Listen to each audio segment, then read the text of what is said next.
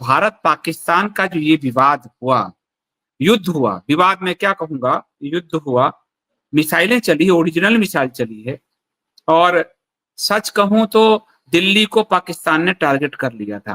भारत ने लाहौर के air system को ध्वस्त किया, कराची को, इस्लामाबाद, आपको जो उनका सैन्य सेंटर उसको ध्वस्त किया, एयर डिफेंस सिस्टम को, और उसने दिल्ली को टारगेट किया।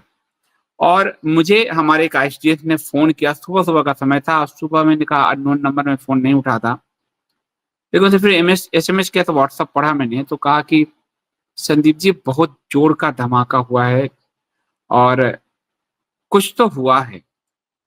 और फिर मैंने पता किया तो पता चला, बाद में फिर मीडिया में भी आई कि पाकिस्तान ने हाई स्पीड मिसाइल छोड़ दिया था।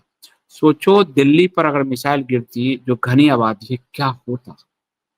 लेकिन सैल्यूट है हमारे सेना का, और सैल्यूट है S-400 का कि उसने हरियाणा के सिरसा में उस मिसाइल को डिस्ट्रॉय कर दिया। और सैल्यूट है हमारे हरियाणा के लोगों का, हरियाणा के लोगों ने, अभी मेरा भतीजा लप्पू बता रहा था, हरियाणा के लोगों ने उसको कबाड़ में बेच दिया।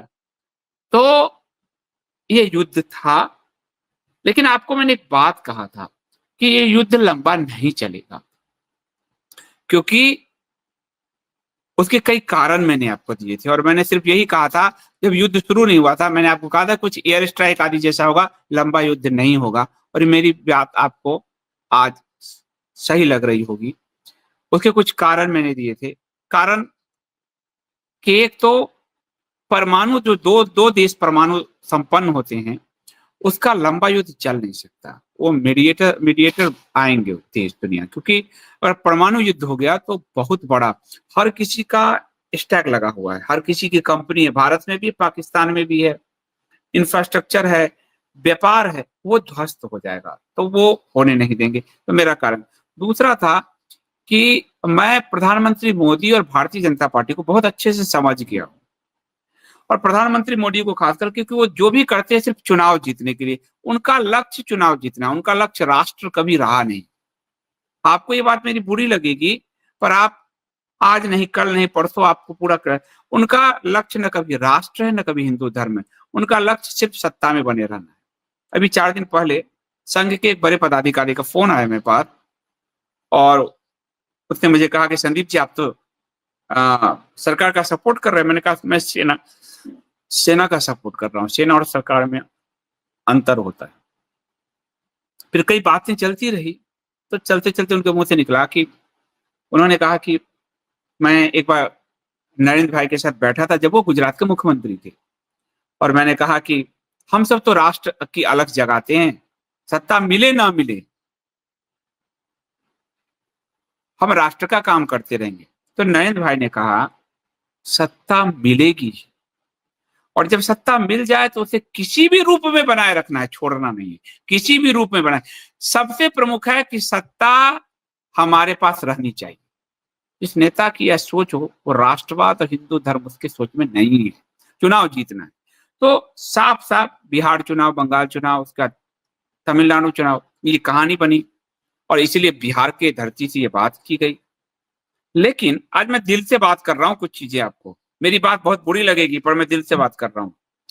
लेकिन बात क्या हुआ कि इन्होंने जब एयर स्ट्राइक हमारी सेना ने किया, और अच्छा एयर स्ट्राइक किया, आज सेना ने उसका डिटेल दिया, वो बताऊंगा। और हमारी सेना मतलब सैल्यूट के लायक है। 9 आतंकवादी ठिकानों को ही ध्वस्त नहीं किया, उसने कई आतंकवादी मारे। लेकिन उसमें जो चीजें छूट गई, वो छूट गई कि अभी कठुआ से लेके पूरे सांबा, पूरा सेक्टर में 250 आतंकवादी जंगलों में है। लेकिन मोदी सरकार ने उन आतंकवादियों को ढूंढने पर सेना को नहीं लगाया। जिन हिंदुओं को धर्म पूछकर, कलमा पढ़कर, पढ़वाकर, कपड़े खोलकर मारा गया कि तुम हिंदू हो, उन आतंकवादियों की पहचान नहीं की गई। और वह जो आतंकवादी भाग गए थे, तथाकथित पाकिस्तान से आए थे सरकार के अनुसार, उनको पाकिस्तान में टारगेट करके नहीं मारा गया। तो हिंदुओं को न्याय नहीं मिला।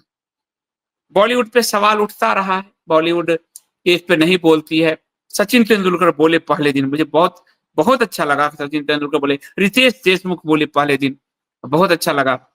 अमिताभ बच्चन आज बोले हैं, और वो बोले हैं, मैं उनका एक ट्वीट पढ़ के सुनाता हूं पहले, फिर आगे बढ़ते हैं। तो अमिताभ ने बड़ा सुंदर लिखा है, और अमिताभ के पिताजी को मैंने बहुत पढ़ा है, हरवंश राय बच्चन जी को हिंदी साहित्य में बहुत पढ़ा है। छुट्टियां मनाते हुए उस राक्षस ने निर्दोष पति पत्नी को बाहर खींचकर पति को नग्न कर आप ध्यान दे रहे हो ना, कपड़े उतारवा के उनका जननांग चेक किया गया कि वो कटा है कि नहीं, खतना हुआ है कि नहीं। ये अमानवीय है। इसके बावजूद संघ से लेकर भाजपा तक जब कहती है कि पर्यटक मारे गए, मेरे सीने में लगता है किसी ने त्रिशूल गाड़ दिया। हिंदू नाम नहीं ले सकते तुम, जिन हिंदुओं के वोट पर पैदा हुए हो। अरे तुम्हारी रोजी रोटी हिंदुओं के नाम से चलती, हिंदुओं के रक्त से तुम आगे बढ़े हो। अगर गोधरा नहीं होता तुम सत्ता में नहीं होते, पुलवामा नहीं होता तुम सत्ता में नहीं होते, राम जन्मभूमि में कार सेवक गोलियां नहीं खाते तुम सत्ता में नहीं होते, और आज पहलगांव नहीं होता तो तुम सत्ता की तैयारी नहीं कर रहे होते। तुम हिंदू नाम लेने से डरते हो, शर्म करते हो, तुम इतनी हीनता बोध ग्रंथि है तुम्हारे अंदर। तो अमिताभ ने लिखा कि पति को नग्न कर उसके धर्म की पूर्ति करने के बाद, यानी धर्म जानने के बाद, उसे जब गोली मारने लगा तो पत्नी ने घुटने पर गिरकर रो रो अनुरोध करने के बाद भी कि उसके पति को मत मारो, मेरे पति को मत मारो, उसके पति को उस बुजदिल राक्षस ने बड़ी बेरहमी से गोली मारकर पत्नी को विधवा बना दिया। जब पत्नी ने कहा मुझे मार दो, तो राक्षस ने कहा नहीं, तू जाके इन्वर्टेड कॉमा में उसको बता। बेटी की मनस्थिति पर पूज्य बाबूजी हरवंश राय बच्चन, उनको मैंने बड़ा पढ़ा है, कि कविता की एक पंक्ति याद आई, मानो वो बेटी के पास गई और कहा, है चिता की राख में कर, है चिता की राख कर में मांगती सिंदूर दुनिया, है चिता की राख कर में मांगती सिंदूर दुनिया, तो न दे दिया सिंदूर, और ऑपरेशन सिंदूर जय हिंद की सेना। तू न थमेगा कभी, तू न मुड़ेगा कभी, तू न झुकेगा कभी, कर शपथ कर शपथ कर शपथ, अग्निपथ अग्निपथ अग्निपथ। अब आपको मैं एक कारण बताता हूं, इतने दिनों के बाद अमिताभ क्यों जगे। आज आपको ध्यान दीजिएगा, मेरी बात आपको सटीक बैठती है, थोड़ी बुरी लगती है, लेकिन आप बाद में कहते हो संदीप जी आपने सच कहा था। देखिए, मेरे एक साथी ने आज लिखा है, और एक दो तीन साथियों और ने और लिखा है कि हम जो सब्सक्रिप्शन पे करते हैं वो पैसे बर्बाद नहीं होते। हम जैसे लोग को आप ओरिजिनल न्यूज दे रहे हो। मुझे ये बात दिल को छू गई कि आज जब चारों तरफ भेड़ चाल है, चारों तरफ जब युद्ध के उन्माद में फेक न्यूज की भीड़ है, चारों तरफ या तो सरकार की चापलूसी में जिंदगी घिसट रही है, या सरकार के विरोध में धंधे चल रहे हैं, उसमें सही न्यूज की पहचान करना ये आइंस्टाइन की एक बड़ी खासियत बन गई। आज अमिताभ ने क्यों कहा? क्योंकि प्रधानमंत्री की गरिमा तार तार हो रही, देश प्रधानमंत्री पर लानत भेज रहा है। देश की गरिमा जो सेना ने युद्ध जीते, जो सेना युद्ध जीत रही है, उसको अपने समझौते के टेबल पर खत्म कर दिया। ये प्रधानमंत्री अगर पाकिस्तान के साथ बात कर सीज फायर करते तो गर्व होता कि प्रधानमंत्री ने देश को युद्ध से बचा लिया।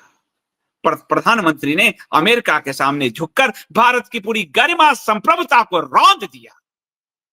उस प्रधानमंत्री को आज पीआर की जरूरत पड़ गई, इसलिए आज बॉलीवुड को खड़ा कर दिया कि चलो मेरे साथ, मेरे लिए पीआर कर। अमिताभ प्रधानमंत्री का पीआर करने आया है, लेकिन बात तो ठीक लिख के, और आज पीआर की मार्केटिंग लगातार होगी, क्योंकि गरिमा इतनी डाउन हुई है, इतनी छीजी है, इतना खत्म हुआ है।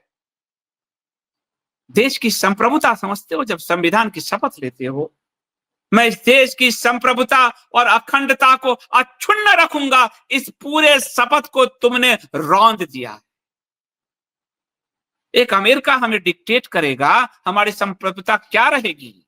वो ट्रंप, उसकी औकात अपनी अमेरिका में होगी, वो भारत के लिए कोई औकात नहीं रखता। भारत की अपनी गरिमा है। बिल क्लिंटन ने धमकी दी थी, वाजपेयी ने परमाणु विस्फोट कर दिया। इसी पार्टी की सत्ता ने बिल क्लिंटन को 2 कौड़ी का बनाकर रख दिया। इंदिरा गांधी, वो किसिंकर, वो इंदिरा गांधी को गाली दिया उसने। इंदिरा गांधी ने वियतनाम युद्ध पे कहा कि न्याय होगा, और इंदिरा गांधी ने पाकिस्तान के 2 टुकड़े कर दिए। उस भारत को आज तुमने अमेरिका के चरणों में रख दिया है। उस भारत की संप्रभुता को रौंद दिया तुमने।